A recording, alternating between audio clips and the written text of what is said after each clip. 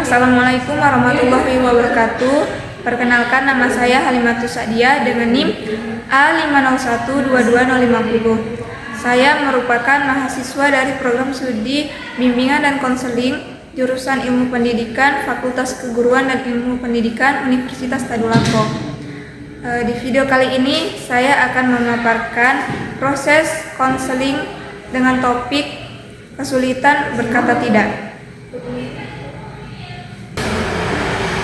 Assalamualaikum Ibu. Waalaikumsalam Nak Alia. Silakan masuk. Silakan duduk ya. Duduk senyaman mungkin. Jadi, bagaimana duduknya? Apakah sudah nyaman? Sudah. Ya. Sebelumnya Ibu ucapkan terima kasih karena Nak Alia sudah datang ke rumah Ibu. Ya, Ibu. Bagaimana kabar Nak Alia hari ini? Alhamdulillah dan Ibu. Alhamdulillah. Nah ya, sebelum kita mulai kegiatan kita pada hari ini, ada baiknya kita awali dengan berdoa terlebih dahulu. Apakah Nadia mau memimpin doa? Ya, Bu. Oke. Sebelum kita melakukan konseling pada hari ini, pada itu kita berdoa terlebih dahulu. Berdoa dengan berdoa selesai. Terima kasih. Oh iya, Nadia datang ke sini sama siapa? Sendiri, Bu. Soalnya temanku ada kegiatan lain. Oh begitu ya. Sebelumnya Nadia ada masuk mata pelajaran. Iya, ada Ibu. Mata pelajaran apa Nak? Mata pelajaran penjas itu. Oh pendas. Dari mana pelajarannya tadi? Pelajarnya seru, Bu. Soalnya tadi diisi dengan bermain bulu tangkis. Dengan kata lain, Nadia suka main bulu tangkis. Iya, Bu. Suka-suka bermain bulu tangkis. Jadi bagaimana bermainnya tadi? Nadia Bisa, Bu, cuman ada hal yang tidak menyenangkan di saya. ada sesuatu yang tidak menyenangkan. Apa itu Nak? Boleh Nadia ceritakan lebih lanjut? Saya takut dijadikan Ibu paham, Nadia takut cerita sama ibu, tapi tidak apa-apa. Nadia mau bercerita sama ibu silakan. Semua yang Alia ceritakan atau Nadia sampaikan tidak akan diketahui oleh siapapun itu. Hanya Nadia dan ibu saja yang tahu. Jadi ibu harap Alia lebih terbuka sama ibu. Siap?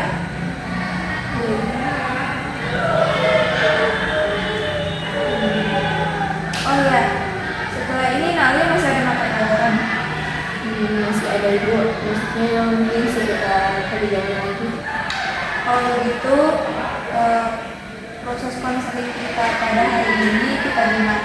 Waktu yang kita gunakan adalah selama 45 menit saja. Bagaimana? Nadia sepakat? Iya, sekarang dulu. Ibu harap waktu kita ini bisa kita gunakan seefisien mungkin. Nah, tadi kan Alia bilang ada hal yang tidak menyenangkan waktu Alia bermain bulu tangkis. Boleh Alia ceritakan lebih lanjut apa yang tidak menyenangkan?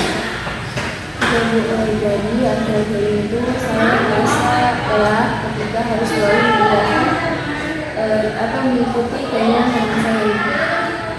Jadi, Alia lelah karena terus-menerus mengikuti keinginan orang lain. Kedengarannya sepertinya Alia sedang membawa beban emosional yang berat sehingga merasa tertekan di sana.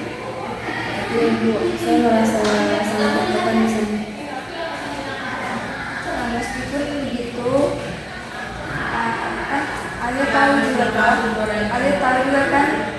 Alia juga memiliki pekerjaan sendiri. Sudah banyak teman-teman yang merepotkan Alia, tetapi Alia tetap mengiyakan permintaan orang lain karena Alia merasa tidak enak untuk menolaknya.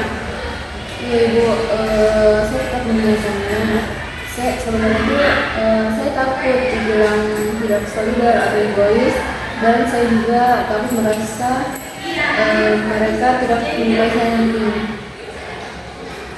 Jadi Alia takut akan rasa penolakan ketika menolak sehingga membuat orang lain kecewa. Iya Bu, saya merasa tidak enak kalau menolak, terus saya juga takut mengecewakan teman saya dan membuat mereka tidak suka dengan saya. Jadi kesulitan ini berdampak pada waktu pribadi dan determinan saya.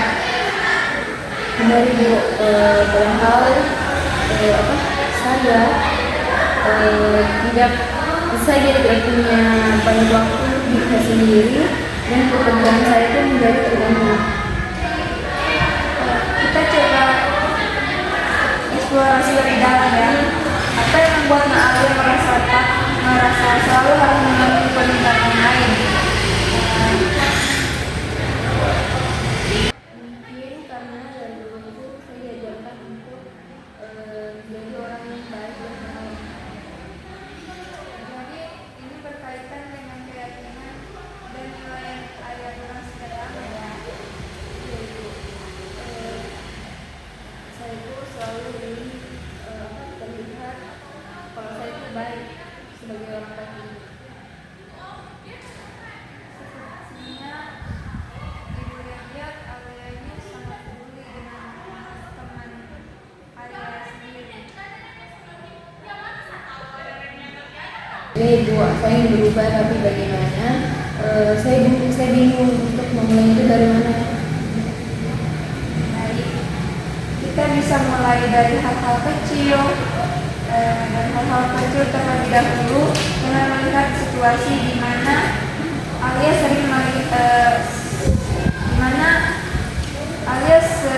mengalami kesulitan menolak.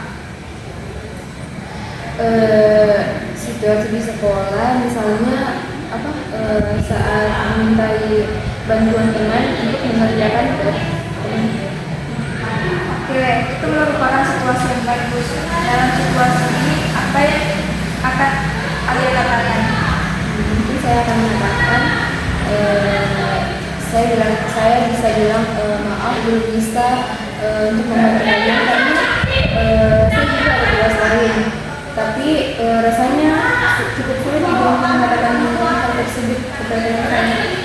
Betul, ini tidak mudah, tetapi kita bisa coba dengan latihan membayangkan jika itu adalah salah satu teman Alia.